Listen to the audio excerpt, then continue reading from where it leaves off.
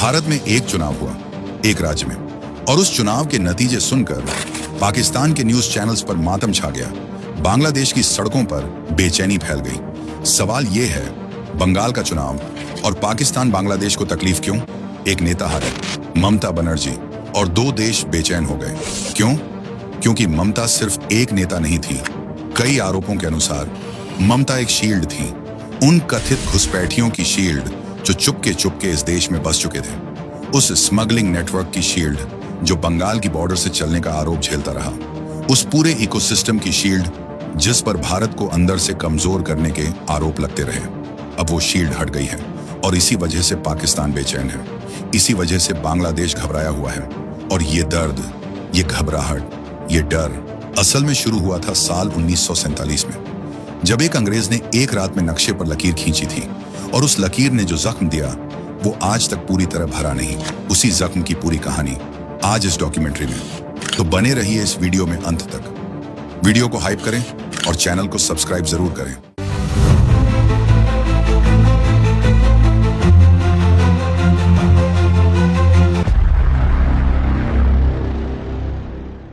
दो देश, एक दर्द। भारत में एक चुनाव हुआ, बंगाल में, और पाकिस्तान के न्यूज चैनल्स पर मातम छा गया। जियो न्यूज, ARY न्यूज, समा टीवी, कई चैनल्स ने इस हार को ब्रेकिंग न्यूज बनाया। एंकर्स बेचैन थे। कहा जा रहा था, ये मुसलमानों के लिए खतरा है, अल्पसंख्यकों पर जुल्म होगा, ये बीजेपी का एजेंडा है। रुकिए, पाकिस्तान, जहां हिंदुओं, ईसाइयों और अहमदियों पर अत्याचार की खबरें आती रहती हैं, जहां ब्लास्फेमी के नाम पर भीड़ हिंसा की घटनाएं सामने आती रहती हैं, वो पाकिस्तान भारत के मुसलमानों की चिंता कर रहा है। ये चिंता नहीं लगती, ये डर लगता है। अपने नेटवर्क के टूटने का डर। बांग्लादेश भी घबराया हुआ है, लेकिन उनका डर अलग है। कथित तौर पर उन लोगों की वापसी का डर जो चुपके भारत में घुसे, बंगाल में बसे और राजनीतिक वोट बैंक का हिस्सा बन गए। अब ममता नहीं तो शील्ड नहीं। पाकिस्तान को डर है स्मगलिंग रूट्स बंद होने का, बांग्लादेश को डर है घुसपैठियों की वापसी का। दोनों का दर्द एक ही जगह से आ रहा है, बंगाल की वो बॉर्डर जो सालों से कमजोर मानी जाती रही, जो एक पूरे इकोसिस्टम को जिंदा रखे हुए थी, वो अब बंद होने वाली है। इसीलिए दो देश बेचैन हैं, एक नेता की हार पर, क्योंकि उनके लिए वो नेता एक रखवाली जैसी थी, और अब वो रखवाली खत्म हो गई। साल था 1947। एक साल, एक फैसला, एक ऐसा जख्म जो आज तक नहीं भरा। अंग्रेज जा रहे थे, 200 साल तक इस देश को लूटा, खोखला किया, तोड़ा, और जाते जाते एक आखिरी तोहफा दे गए। पार्टीशन। साइरल रेडक्लिफ, एक अंग्रेज वकील जिसने भारत को ठीक से देखा भी नहीं था, जिसे इस मिट्टी की खुशबू नहीं पता थी, उसने एक कमरे में बैठकर नक्शे पर एक लकीर खींच दी, बस। और उस एक लकीर ने लाखों लोगों की जान ले ली, करोड़ों लोगों को बेघर कर दिया, और एक पूरे देश को टुकड़ों में बांट दिया। जिन्ना को अलग देश चाहिए था, टू नेशन थ्योरी, यानी हिंदू और मुसलमान एक साथ नहीं रह सकते। अंग्रेजों ने इस थ्योरी को हवा दी, क्योंकि बंटा हुआ भारत कमजोर भारत था। 14 अगस्त 1947 को पाकिस्तान बना। पश्चिम में वेस्ट पाकिस्तान, पूरब में ईस्ट पाकिस्तान, दोनों के बीच पूरा भारत। एक अजीब देश, दो हिस्से, 1000 मील की दूरी, अलग भाषा, अलग कल्चर, अलग सोच। बस एक चीज कॉमन थी, रिलीजन। लेकिन सिर्फ रिलीजन से देश नहीं चलते। इस पूरे खेल में सबसे ज्यादा तकलीफ किसे हुई? बंगाल को। वो बंगाल जो सदियों से एक था, एक भाषा, एक संस्कृति, एक पहचान, उसे बीच से चीर दिया गया। एक ही भाषा बोलने वाले लोग एक रात में दो देशों के नागरिक बन गए। एक ही नदी के दो किनारे दो अलग देशों में चले गए। खून बहा, आंसू बहे, और एक पूरी सभ्यता टूट गई। लेकिन कहानी यहां खत्म नहीं हुई। पाकिस्तान ने ईस्ट पाकिस्तान के साथ जो किया, वो इतिहास का एक काला अध्याय था। बंगाली भाषा पर दबाव, बंगालियों को दूसरे दर्जे का नागरिक मानने के आरोप, और जब आवाज उठी तो पाकिस्तान आर्मी ने भयानक कार्रवाई की। ऑन ऑपरेशन सर्चलाइट, साल 1971, लाखों बंगाली मारे गए, गांव जलाए गए, महिलाओं पर अत्याचार हुए। भारत चुप नहीं रहा। इंदिरा गांधी ने फैसला किया। 16 दिसंबर 1971 पाकिस्तान के 93,000 सैनिकों ने भारत के सामने सरेंडर किया। इतिहास के सबसे बड़े सरेंडर्स में से एक। ईस्ट पाकिस्तान बना, बांग्लादेश बना, लेकिन खुशहाली तुरंत नहीं आई। गरीबी रही, बांट रही, रोजगार की समस्या रही, और फिर एक रास्ता खुला। बंगाल की वो बॉर्डर यहीं से शुरू हुआ, घुसपैठ का खेल जो सालों तक बढ़ता गया और अब उसके नतीजे बदलने वाले हैं। रात का अंधेरा, नदी का किनारा और एक आदमी जो अपनी पीठ पर एक बोरी लादे हुए है। बोरी में सामान नहीं है, बोरी में उसका पूरा जीवन है। वो पानी में उतरता है, ठंडा पानी, अंधेरी रात, दूसरी तरफ भारत। वो तैरता है और जब वो दूसरे किनारे पर पहुंचता है तो टेक्निकली वो इलीगल है, लेकिन प्रैक्टिकली कोई नहीं पूछता, क्योंकि आरोप है कि एक पूरा सिस्टम उसका इंतजार कर रहा होता था। साल 1997 एक रिपोर्ट आई इंटेलिजेंस ब्यूरो की, जिसमें दावा किया गया कि बंगाल और असम में बांग्लादेशी इलीगल इमिग्रेंट्स की संख्या करीब 1 करोड़ तक पहुंच चुकी है। 1 करोड़। पूरे देश में हड़कंप मच गया, लेकिन कुछ बड़ा नहीं हुआ, क्योंकि जिन नेताओं को कुछ करना था उन्हें इन्हीं लोगों के वोट्स चाहिए थे। और फिर साल बीतते गए। 2000, 2005, 2010, 2015, 2020, हर साल लाखों लोगों के आने के आरोप लगते रहे। हर साल नेटवर्क मजबूत होता रहा, हर साल नंबर्स बढ़ते रहे और 2026 तक दावा किया गया कि यह संख्या 2 करोड़ से भी ज्यादा हो चुकी है। यानी 30 साल में लगभग दोगुनी। यानी हर साल औसतन 3 से 4 लाख लोग, यानी हर महीने 25 से 30 हजार लोग, यानी हर दिन सैकड़ों से हजारों लोग चुपके से रात को बिना किसी को बताए इस देश में। बंगाल की बॉर्डर 2217 किलोमीटर, आधी से कम जगह पर फेंसिंग, बाकी बॉर्डर जंगल, नदियां, खेत और रात को रास्ता। बीएसएफ है, जवान है, लेकिन हर जगह जवान नहीं हो सकते और जहां जवान नहीं थे वहां नेटवर्क था, एजेंट्स थे, रूट्स थे, रेट्स थे। बॉर्डर पार करने का अलग रेट, फेक डॉक्यूमेंट बनवाने का अलग रेट। बॉर्डर पार करने के बाद असली खेल शुरू होता था। पहले वोटर आईडी, फिर आधार, फिर राशन कार्ड, और एक बार ये मिल गए जो कल तक बांग्लादेश का नागरिक था आज कागज पर भारतीय बन गया। वोटर लिस्ट में नाम, गवर्नमेंट स्कीम्स का फायदा और एक राजनीतिक दल को एक और पक्का वोट। आरोप यही है, ये एक्सीडेंट नहीं था, ये एक प्लान्ड इकोसिस्टम था। घुसपैठिए आते थे, डॉक्यूमेंट्स बनते थे, टीएमसी को वोट मिलता था, ममता जीतती थी और बदले में प्रोटेक्शन मिलती थी।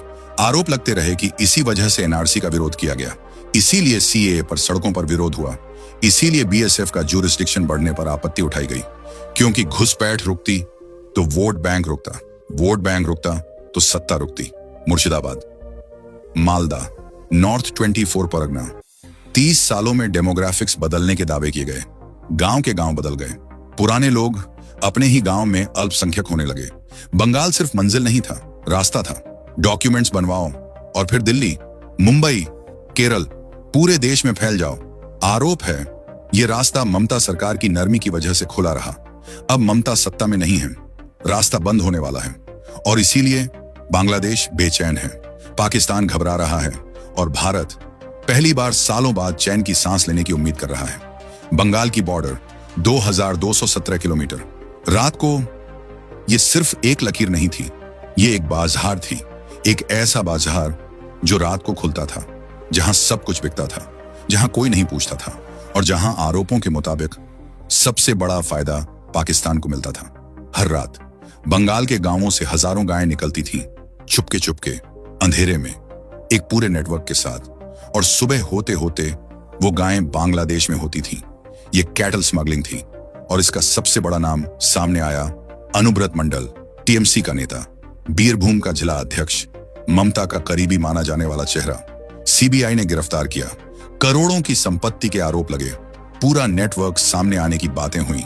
लेकिन ये सिर्फ गायों की कहानी नहीं थी, ये तो बस एक झलक थी। वो नोट जो पाकिस्तान में छपते थे, भारत में चलते थे, पाकिस्तान की एक पुरानी साजिश बताई जाती है। भारत की इकॉनमी को तोड़ो, नकली नोट छापो, भारत में भेजो, बाजार में घुसाओ, और इस साजिश का सबसे बड़ा रास्ता माना गया बंगाल की border. Fake Indian currency notes Pakistan में छपते थे, बांग्लादेश के रास्ते आते थे और बंगाल की बॉर्डर से भारत में घुसते थे। एनआईए की रिपोर्ट्स, आईबी की फाइल्स, इनमें ऐसे नेटवर्क्स का जिक्र बताया जाता रहा।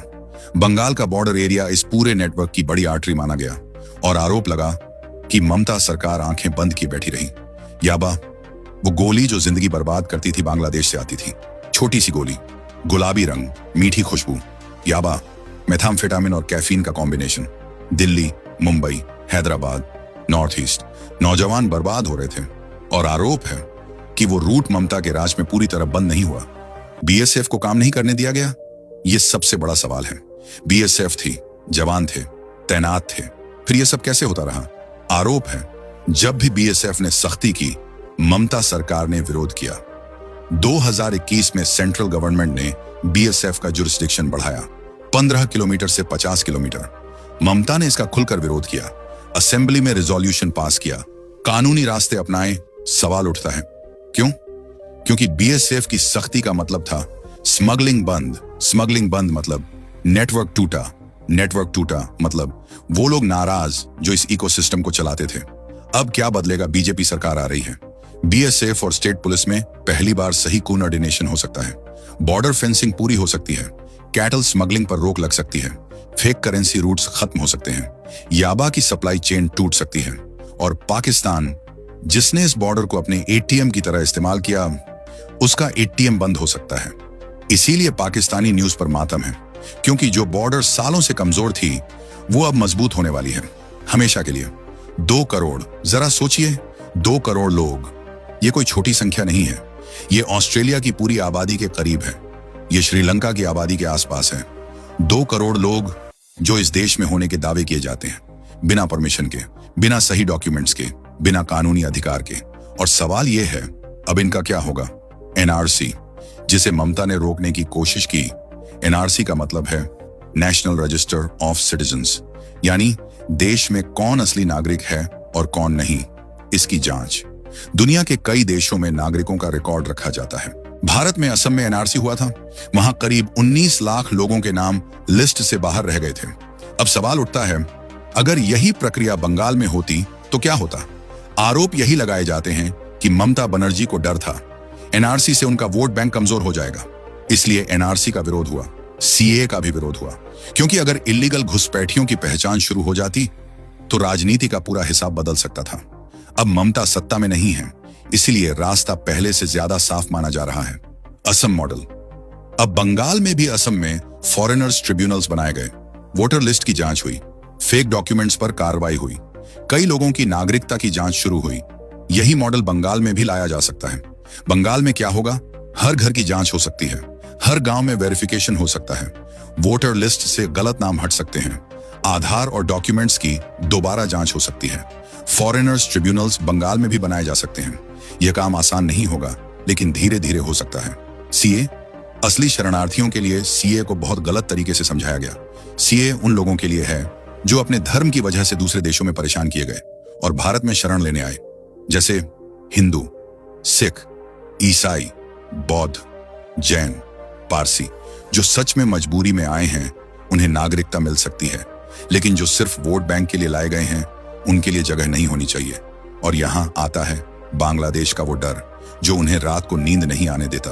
अगर बड़ी संख्या में लोग वापस भेजे गए तो बांग्लादेश की इकोनॉमी पर झटका लगेगा।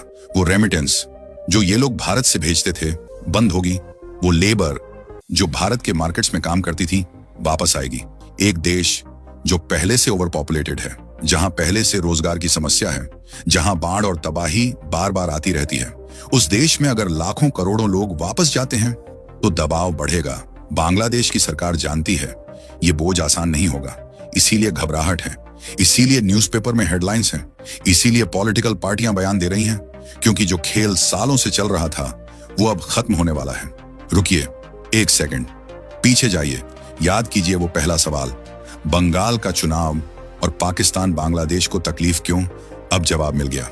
पाकिस्तान, बांग्लादेश, तुम्हारा दर्द समझ आता है।